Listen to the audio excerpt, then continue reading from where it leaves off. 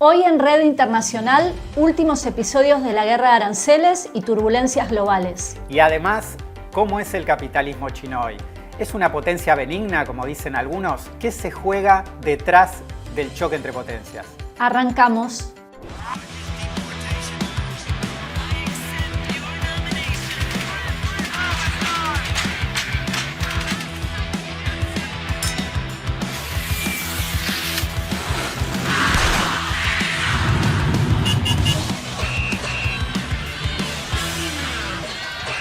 Bienvenidos. Hoy seguimos analizando la guerra de aranceles. ¿Qué pasó con Trump? ¿Abrió demasiados frentes al mismo tiempo y se complicó todo o era todo parte de un plan? Bueno, hay mucho debate al respecto. Lo cierto es que en pocos días hubo peligro de un salto en la crisis financiera. Así es, se encendieron todas las alarmas cuando los tenedores de bonos del Tesoro norteamericano empezaron a vender.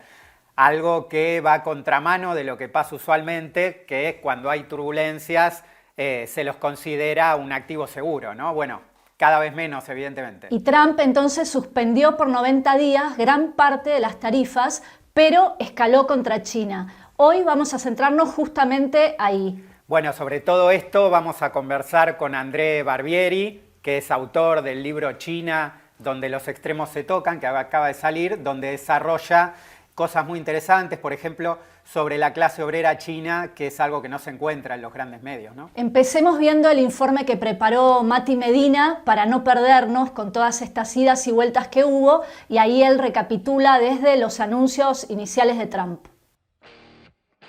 ¿Qué pasa cuando dos gigantes como China y Estados Unidos se cruzan en una guerra económica sin precedentes? Un terremoto sacude a los mercados y afecta a millones de personas alrededor del mundo. Todo arrancó cuando Donald Trump, en el llamado Día de la Liberación, decidió arancelar a los bienes importados, acusando a China y a otros países de perjudicar a Estados Unidos. Estos aranceles llegaron a números absurdos, 145% en productos chinos importados, y como respuesta, China le puso 125% a Estados Unidos. También hubo aumentos para la Unión Europea, el resto de Asia y Latinoamérica. Lo que parecía un juego para Trump se transformó en una crisis global y tan solo una semana después, el 9 de abril, tuvo que retroceder y postergar estas medidas por 90 días para todo el mundo, excepto, claro, para China, a quien amenazó con aumentar hasta el 245%. Las grandes tecnológicas, como Apple, tuvieron una ayudita y para ellas no hubo aranceles. Una de las razones para entender este retroceso fue la pérdida de 44.000 millones de dólares de las principales empresas norteamericanas en la bolsa de Wall Street. Y otra fue el aumento de la tasa de interés de los bonos del Tesoro, que subió hasta un 4,5% y que de continuar podría haber conducido a una crisis de la deuda de Estados Unidos. Estados Unidos, que llegó a representar el 50% del total del comercio mundial, actualmente tiene el 25%. Sigue siendo la principal potencia económica, pero con una tendencia decreciente, y el ascenso de un serio competidor como lo es China. Ambas potencias tienen graves problemas en este conflicto y hay tres que son muy importantes. Uno, la interdependencia. Las compras de Estados Unidos a China ascienden a un total de 440.000 millones. Esto representa un 15% del total de lo que China le vende al mundo: tecnología, maquinarias, componentes para la industria y otras mercancías como juguetes y similares. Por su parte, Estados Unidos exporta por un valor de 150.000 millones, centralmente materias primas como petróleo y soja, pero también aviones y componentes tecnológicos. 2. Los microchips o semiconductores, que son la clave en la carrera por dominar la inteligencia artificial y se encuentran en todos los artículos tecnológicos que conocemos. Si bien la principal productora en el mundo es la taiwanesa TSMC, la empresa Nvidia quedó en medio de la disputa entre China y Estados Unidos porque actualmente produce en Taiwán y las medidas de Trump le impiden exportar sus chips hacia China. 3. Las tierras raras. Estos minerales son fundamentales para la fabricación de los chips de los que hablábamos antes y también para la tecnología militar avanzada. Existen en varios lugares del planeta, pero entre el 80 y 90% de su explotación la controla China, que canceló su exportación hacia Estados Unidos. Como podemos ver, las contradicciones son profundas y van a jugar en esta guerra comercial. Mati Medina contaba la frenada que tuvo que hacer Trump por todo el ruido que hubo en el mercado de deuda norteamericano. Para ir un poco al fondo de la cuestión, es importante entender que la llamada globalización implicó una interdependencia muy grande entre las economías de Estados Unidos y de China en varios niveles. Por un lado, ya hablamos de las cadenas de valor en otros programas, ¿no? Miles de multinacionales, muchas norteamericanas, se deslocalizaron y se instalaron en China para aprovechar la mano de obra barata. China se transformó en el gran exportador mundial de todo tipo de productos, especialmente hacia Estados Unidos, que actuaba como el gran consumidor global. Ahora bien, para que esto funcionara, Estados Unidos generó un endeudamiento monstruoso y a su vez China pasó a ser el principal tenedor de bonos del Tesoro norteamericano. Ahora es el segundo después de Japón. Es decir, que China y otros tenedores de bonos, tanto estatales como privados, vienen financiando el déficit norteamericano. Bueno, todo este esquema es el que empezó a entrar en crisis y en este contexto es que hay que entender el recule de Trump. Como mencionábamos antes, hasta ahora, cada vez que hubo turbulencias globales, los bonos norteamericanos eran un refugio seguro. Pero ahora lo que estaba ocurriendo era que se estaban produciendo ventas masivas y esto es muy peligroso porque podía llevar a un encarecimiento de la deuda norteamericana. Tengamos en cuenta que esta deuda se triplicó en los últimos 20 años y actualmente es de aproximadamente 36 billones de dólares.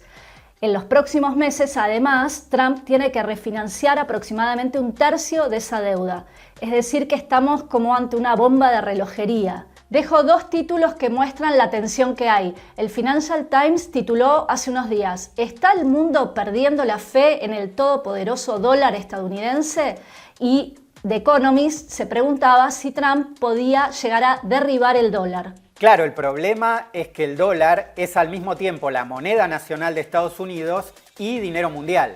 Es decir, como moneda nacional, el déficit entre lo que Estados Unidos importa y lo que exporta tendría que llevar a una depreciación del dólar. Sin embargo, como moneda mundial, tiene que mantenerse estable para ser un medio confiable incluso para atesoramiento, ¿no? Esta contradicción a la que hay que agregarle el déficit fiscal propio del Estado norteamericano, Estados Unidos lo sobrelleva con ese mega endeudamiento que contabas vos, ¿no? El problema es que para que esto funcione, el resto del mundo tiene que seguir financiando esa deuda. Y lo que se mostró justamente es que hay cada vez más desconfianza en el rol del dólar como dinero mundial. Es un esquema que cada vez cierra menos. Esto lo explica muy bien el economista marxista Rolando Astarita en un artículo que publicó en su blog. Bueno, también lo pueden encontrar en La Izquierda Diario. Ahí Astarita plantea la perspectiva de una crisis del dólar como dinero mundial. Bueno, la caída de los títulos del Tesoro norteamericano en últimas fue una alerta. La cuestión es si esta dinámica se desarrolla, puede llevar a una crisis monetaria y financiera muy grande. Sí, y en este marco, además, Trump estalló en las redes sociales nada menos que contra el presidente de la Reserva Federal, Jerome Powell, pidió su despido y dijo que sus informes eran un completo desastre. Bueno, el choque es porque Trump le está exigiendo que baje las tasas de interés. Esta es una medida que se toma cuando hay que evitar una recesión, pero Powell piensa que el peligro es un nuevo pico inflacionario que se puede combinar con una retracción económica, cuando los importadores trasladen el costo de los aranceles a los precios. Y si faltara algo, a esto hay que sumarle la crisis que se está gestando en las cadenas de valor y de suministro globales. Claro, no es solo un tema de aranceles entre China y Estados Unidos, que ya llegaron a un punto que si se mantienen representan prácticamente un bloqueo del comercio de bienes entre ellos, sino que ahora, como veíamos en el informe de Mati, también China suspendió la exportación de insumos críticos para la industria norteamericana, como los minerales de las llamadas tierras raras, que son claves, por ejemplo, para la industria automotriz o para la industria aeroespacial, ¿no? Mientras que por su lado Trump impuso límites a las ventas de microchips a China, argumentando motivos de seguridad nacional, ¿no? Y todavía queda mucho por escalar si quisieran, incluido lo que sería, por ejemplo, una devaluación competitiva del yuan, ¿no? Si avanza este desacoplamiento, ya la Organización Mundial de Comercio estima, por ejemplo, que entre Estados Unidos y China caería más de un 80% del comercio. Y esto plantea otra cuestión, que es cómo se ubican dentro de esta disputa el resto de los países. Esta semana Xi Jinping ya encaró su gira por el sudeste asiático, estuvo por Vietnam, bueno, sigue en Malasia, Camboya, que son países claves porque ahí fue donde se relocalizaron muchas de las industrias que antes tenían como base China y hacen de especie de plataformas exportadoras hacia los Estados Unidos. Estos países quieren negociar con Estados Unidos, obviamente, pero también China quiere ver si puede avanzar por ahí. Lo que se plantea es una disputa mucho más abierta y excluyente por las zonas de influencia. Sí, y en esa disputa también entra Europa. Esta semana el Banco Central Europeo decidió rebajar nuevamente las tasas de interés, ahora en 0,25, un cuarto de punto, hasta el 2,25. Esta es una medida para tratar de evitar un estancamiento de la economía, que bueno, es lo que se espera, ¿no? La Unión Europea dice que está dispuesta a negociar con Trump, pero el panorama es realmente muy incierto. El problema es que Europa, la Unión Europea, tiene un dilema estratégico, digamos, ¿no? Muy difícil de resolver. Actualmente ya tiene un déficit comercial con China, pero ahora lo que tienen miedo es que haya una inundación de productos baratos chinos que van a salir a buscar nuevos mercados. Y si se mantienen los aranceles de Trump, lo que se viene puede ser una gran crisis para la industria europea. En 2024 ya había habido fuertes cruces con China por el tema de los coches eléctricos y los europeos impusieron aranceles bastante altos. Ahora están tratando de negociar con China, pero el problema es que en Europa hay intereses encontrados.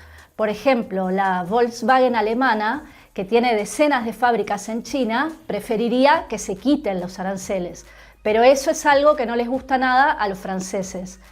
El gobierno español, por ejemplo, está promoviendo un acercamiento con Pekín, mientras que otros tienen muchas más dudas. Y bueno, por otro lado, están los que apuestan directamente por una relación especial con Estados Unidos, como el gobierno laborista británico o la derechista Giorgia Meloni, que viajó a Estados Unidos a reunirse, digamos, cara a cara con Trump. Es decir, que empiezan a aparecer grietas y cada uno tira para su lado. Todo esto además se da en medio de la escalada por el rearme y la crisis de la guerra de Ucrania. Bueno, acá en América Latina la guerra comercial entre Estados Unidos y China va a tener obviamente efectos muy importantes. En lo que va del siglo XXI, China avanzó a pasos agigantados. Hoy en la región tomada de conjunto es la segunda potencia en volumen de comercio después de Estados Unidos.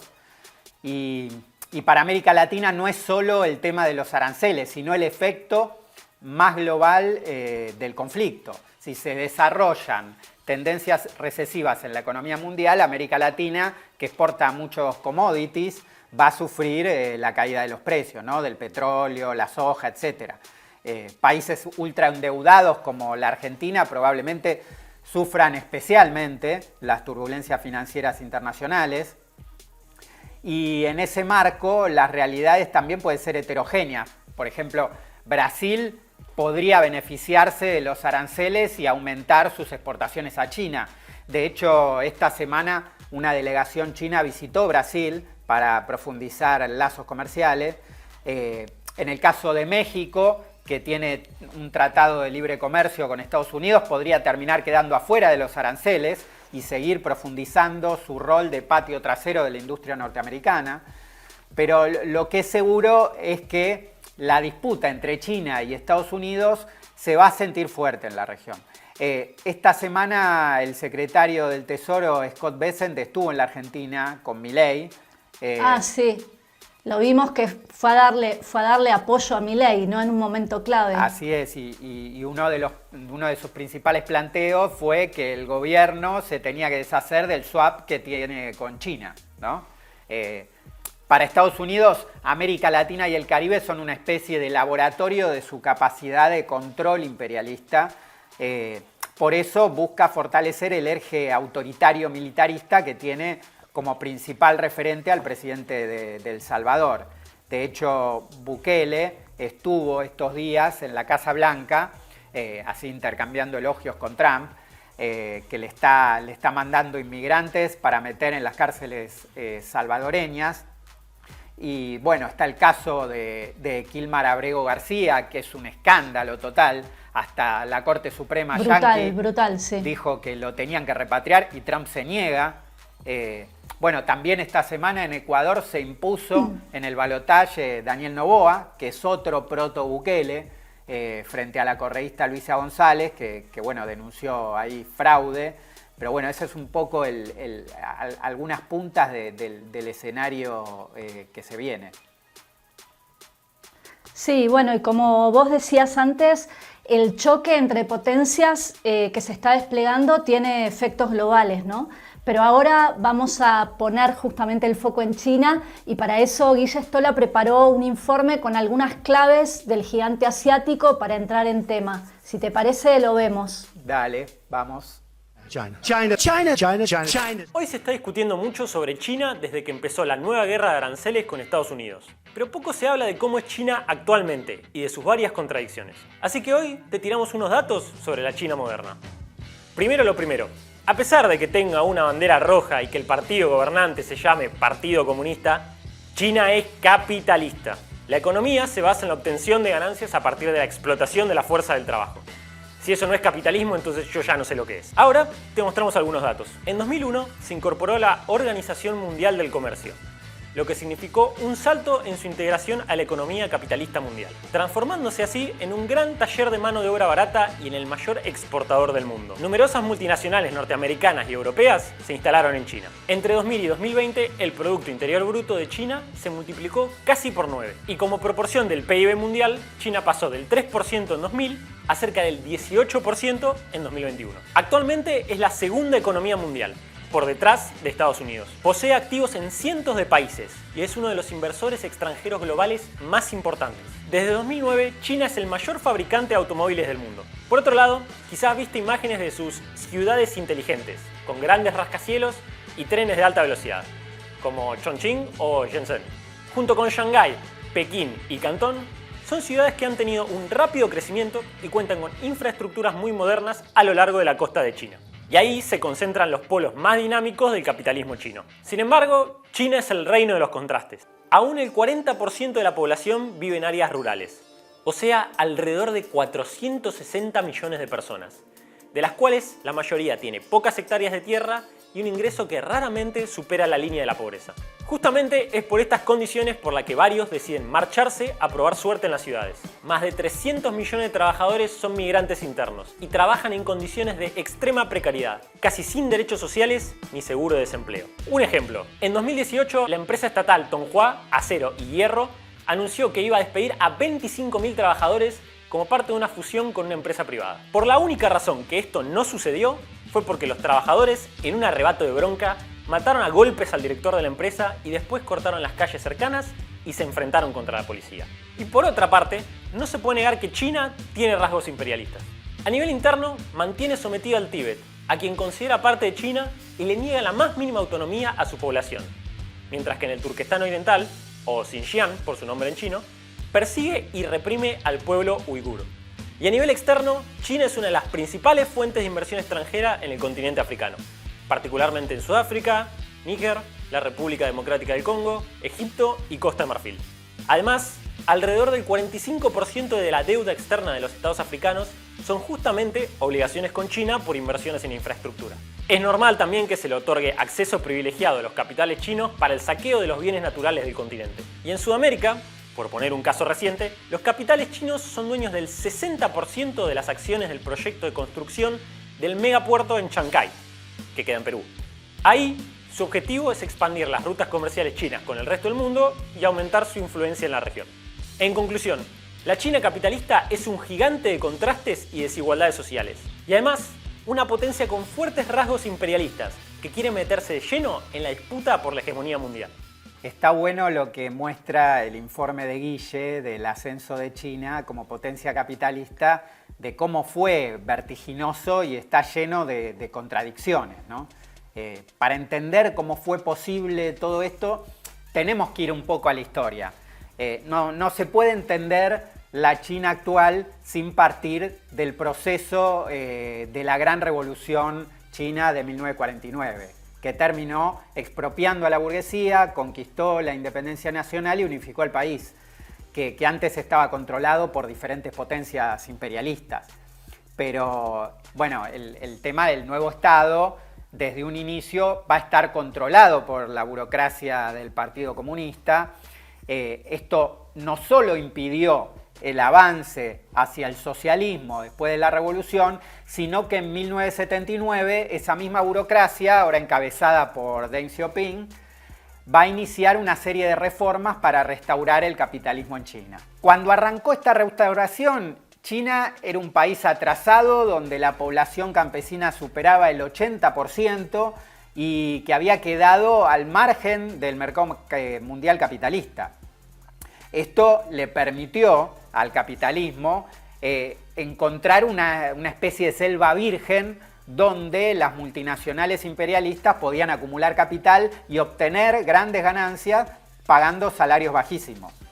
La paradoja es que China le debe su existencia actual a la unificación e independencia del país conquistada por la revolución de 1949 que expropió a la burguesía.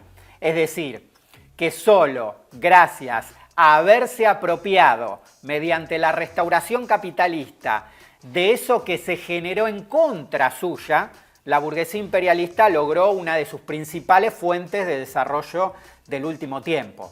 El problema actual es que China ahora dejó de ser esa selva virgen y se transformó en una potencia competidora por los espacios de acumulación a nivel global, y esta es la crisis de fondo detrás de todas estas disputas que estamos viendo, y por eso Trump también quiere patear el tablero, ¿no? Sí, está muy bueno lo que planteabas. Hay muchos debates actualmente sobre China, ¿no? Pero hay uno que me parece especialmente relevante, digamos, que es con los que dicen que China emerge como una potencia benigna en el escenario global, como si fuese una alternativa para desarrollar un multilateralismo progresivo. Algo de esto sostiene, por ejemplo, el analista internacional Rafael Poch, que fue corresponsal en China y Rusia muchos años. Él se refería a China en una entrevista hace poquito como un proyecto de integración no militarista, lo que se sustentaría supuestamente en la tradición milenaria del pensamiento confuciano. Bueno, cosas así, un poquito esencialista la idea, ¿no? Pero bueno, el argumento está relacionado, por ejemplo, con los que venían diciendo que el recambio en la hegemonía entre Estados Unidos y China se iba a desarrollar de manera pacífica a lo largo del siglo XXI. Esta era, por ejemplo, la tesis principal de Giovanni Arrighi en un libro que se llama Adam Smith en Pekín. Pero bueno, la realidad es que las turbulencias actuales desmienten este tipo de posiciones, ¿no? Por un lado, China está acelerando su carrera militar y aunque sigue muy lejos de Estados Unidos, es hoy el segundo país en gasto militar a nivel mundial. Y por otro lado, su papel en África o en América Latina, como mencionaba Guille en el informe, tiene una dinámica claramente depredadora de tipo imperialista, financiando deuda a cambio de apropiarse, de quedarse con empresas e infraestructura estratégica, ¿no? A su vez, frente a las bravuconadas de Trump, a los gobernantes chinos les gustaría aparecer como líderes de la diplomacia internacional. Pero la realidad es que lo que se viene es más choque entre potencias y militarismo. Las tensiones en el mar meridional o alrededor de Taiwán ya lo vienen mostrando. Bueno, el que viene escribiendo mucho sobre este tema es André Barbieri, que entre otras cosas es el editor de Esquerda Diario de Brasil y autor del libro China donde los extremos se tocan, que se acaba de publicar recién en portugués. Y bueno, vamos a conversar con él sobre algunas de estas cuestiones que plantea en su libro, si te parece. Hola André, ¿cómo estás? Hola Matías, hola José, ¿cómo van? Un gusto estar acá con ustedes. Hola André, bueno, muchas gracias a vos y felicitaciones por el libro. En estos días hay muchos que plantean que China tendría, digamos, mucho músculo para aguantar la guerra comercial con Trump. ¿Vos cómo lo ves? Nos gustaría que nos cuentes un poco sobre las contradicciones que tiene la economía china. Bueno, distintos aspectos de la cuestión. Desde un punto de vista estrictamente comercial, China de hecho lleva mucho tiempo preparándose para absorber los daños de la política arancelaria estadounidense, ¿no? China ahora tiene como un superávit comercial de 300.000 millones de dólares con Estados Unidos y Trump quiere de alguna manera revertir este juego con sus métodos más o menos improvisados de una potencia que quiere salir de la defensiva para frenar su decadencia hegemónica, ¿no? Está claro que los mercados chino-estadounidenses están muy conectados y que China ha dependido de las importaciones estadounidenses para emerger económicamente. Pero la novedad es que China puede sustituir más fácilmente sus importaciones de Estados Unidos, que Estados Unidos puede sustituir sus importaciones de China, ¿no?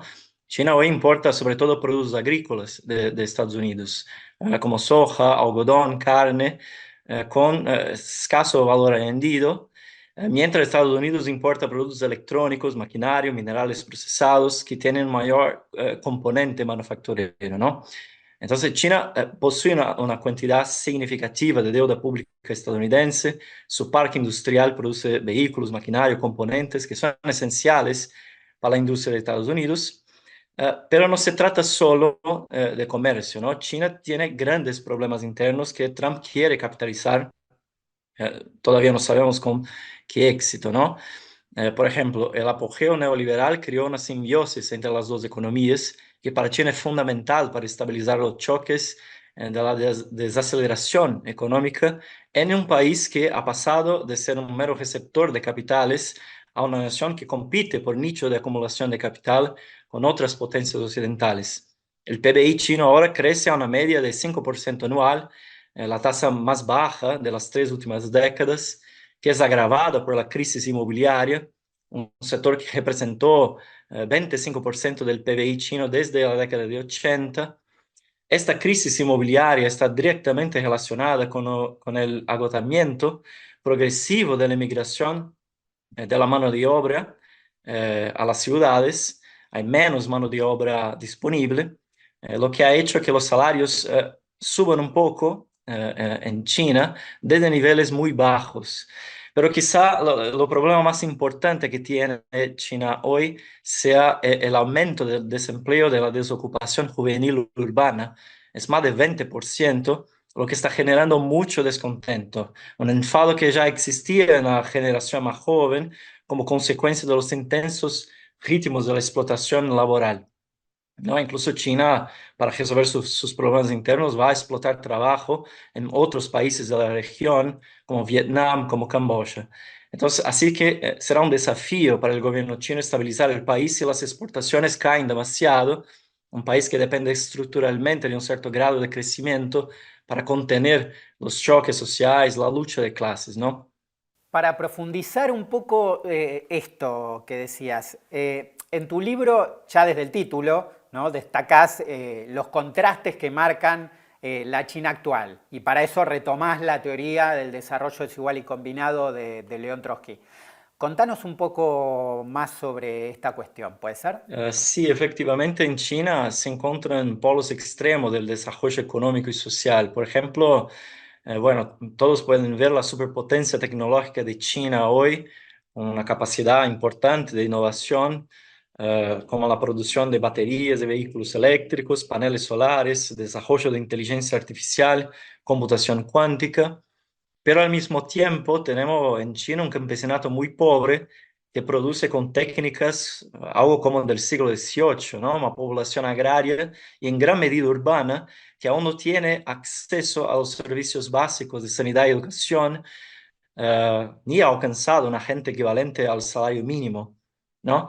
De modo que este desarrollo económico y social chino tiene una dinámica muy heterogénea. Es difícil de captar por las estadísticas medias nacionales, ¿no? Por ejemplo, el PBI per cápita pasó de $300 en 1978 para más de $13.000 en 2024, pero varía mucho entre provincias, entre ramas de producción, entre trabajadores nativos o inmigrantes, y ni hablar de la creciente desigualdad entre trabajadores y los capitalistas chinos que se hacen cada vez más ricos, ¿no? Esto tiene que ver con la formación histórica de China, una sociedad agraria económicamente atrasada que estuvo sometida a la colonización imperialista en el siglo XIX, la primera mitad del siglo XX, a la revolución y a la contrarrevolución y a la influencia de las potencias occidentales desde los años 90 que obligaron al país a saltar etapas, ¿no? Cuando Trotsky analiza el desarrollo de los países con capitalismo atrasado, tomó su carácter desigual como punto de partida para establecer estos procesos más básicos de diferenciación. El capitalismo no apareció simultáneamente en todas las partes, a partir de las mismas condiciones sociales y culturales, se expandió desde Europa y asimiló los modos de producción que encontró por el camino, lo que hace con que distintas regiones del mundo presenten un grado de desarrollo muy dispar. En la era imperialista, esta expansión concentrada integra diferentes características de múltiples países a escala nacional, lo que confiere este aspecto combinado, ¿no? Como dice Trotsky, cuando avalía la sociedad rusa, estamos frente a una aproximación de diferentes etapas o combinación de diferentes fases, ¿no? El amálgama de formas arcaicas con formas modernas. Este desarrollo desigual y combinado en China se ha visto exacerbado por el neoliberalismo, con la explotación vital de la mano de obra y el crecimiento meteórico de la economía china. Pero más allá de este aspecto, podemos ver el choque de extremos en la política también, de un partido, por ejemplo, que surgió en 1921 como Partido de la Clase Obrera vinculado a la Tercera Internacional. Hoy el Partido Comunista Chino se ha convertido en un partido que representa los intereses del capital más concentrado en China. La propia China como país, como Estado, se ha transformado decisivamente de un Estado operario deformado por la burocracia maoísta en 1949 en un Estado capitalista en rápido ascenso con rasgos imperialistas por su exportación de capitales, la explotación de trabajo afuera de sus fronteras, desde la propia política de la burocracia del Partido Comunista Chino. Entonces, esos son aspectos que yo creo interesantes para ver este desarrollo desigual y combinado en múltiples aspectos de la sociedad. En el libro también pones el foco en la clase obrera china y en las múltiples huelgas que hubo en los últimos años y también en el papel que puede jugar a futuro. ¿Qué nos puedes contar sobre eso? Bueno, esto es quizás el aspecto más olvidado en los análisis sobre China, ¿no? Un país que vivió algunas de las revoluciones sociales más importantes del siglo XX. Hablamos de una clase obrera de 800 millones de personas en el país donde se producen más huelgas del mundo, ¿no? A pesar de que las huelgas están prohibidas en China desde 1982 por decreto de Deng Xiaoping. Un ejemplo que yo creo muy instructivo de la fuerza de la clase obrera china y de su impacto en la política nacional fue la huelga en Foxconn, en Zhengzhou, en noviembre de 2022, pocas semanas después del 20 Congreso del Partido Comunista Chino, ¿no? Los trabajadores de esta, que es la mayor fábrica de iPhone del mundo, pararon la producción durante la alta temporada, en medio de la pandemia, porque no querían trabajar en el ambiente contaminado de la fábrica, ¿no? No, la producción estaba cejada, como explicó la investigadora Jenny Chen, debido a la política de COVID-0 de Xi Jinping. Tras ser engañados por la empresa, los trabajadores se rebelaron, se enfrentaron a la policía para conseguir mejores condiciones laborales. Y esta huelga tuvo repercusiones en toda China y hizo explotar las movilizaciones de la clase media contra las políticas del gobierno. Y creo que esto, junto con el colapso de la economía, fue uno de los factores centrales para que Xi Jinping terminase con esta política de la COVID-0, ¿no? Bueno, este es un ejemplo. En la última década hemos visto rebeliones laborales en lugares estratégicos, como la cadena de montaje de automóviles de Guangdong, es una provincia al sur de China, con la huelga de Honda en 2010, que se extendió a múltiples fábricas, defendiendo no solo mejores condiciones de trabajo, pero el derecho a la sindicalización independiente del Estado, lo que es muy importante en un país como China. Lo mismo vimos en 2018 con la huelga de Yasich, es una empresa tecnológica en Shenzhen, Actualmente estamos asistiendo a un interesante proceso de organización de huelgas por parte de los trabajadores de las plataformas digitales de reparto como Meituan, JD.com, LMA. Es un sector creciente de trabajadores precarios que reclaman mejores condiciones laborales en grandes ciudades como Shanghai, como Beijing. Es decir, podríamos hablar de una infinidad de ejemplos que muestran la capacidad potencial de hegemonía de una clase obrera del tamaño de sociedades enteras en Occidente, la capacidad potencial de hegemonía sobre sectores oprimidos en el campo y en la ciudad, las mujeres, los jóvenes, las etnias oprimidas en Xinjiang, en un país que queda precisamente en Asia, donde vemos movilización en Myanmar contra el golpe militar, la huelga de los trabajadores de Samsung en Corea del Sur. O sea, es una perspectiva muy importante para llevar en cuenta. Hay mucha represión por parte de los gobiernos provinciales contra cualquier signo de desestabilización, como la huelga, y el gobierno central realiza propaganda nacionalista para mantener unificada la sociedad. Pero eso no impide que el descontentamiento aparezca en la forma de luchas sociales, de huelgas, inclusive reivindicaciones de organización independiente del Estado, ¿no? Lo que es estratégico en China para pensar las posibilidades de organización política revolucionaria, al principio clandestina, de los trabajadores. Yo, para terminar, recuerdo que Pierre Brouet, en su libro sobre el partido bolchevique, decía que no era casualidad que un partido tan revolucionario se creara en un país autocrático como la Rusia zarista. Y yo creo que la clase obrera china, la clase obrera asiática en general, tiene por eso un papel fundamental que desempeñar para el destino de la humanidad, no esté ligado a las disputas o incluso a las guerras entre el imperialismo estadounidense y el capitalismo emergente de China. Totalmente. La verdad, muy bueno todo lo que contás y te vamos a invitar seguro a otros programas para seguir conversando sobre estos temas. Muchas gracias de nuevo, André. Gracias, André. Hasta la próxima.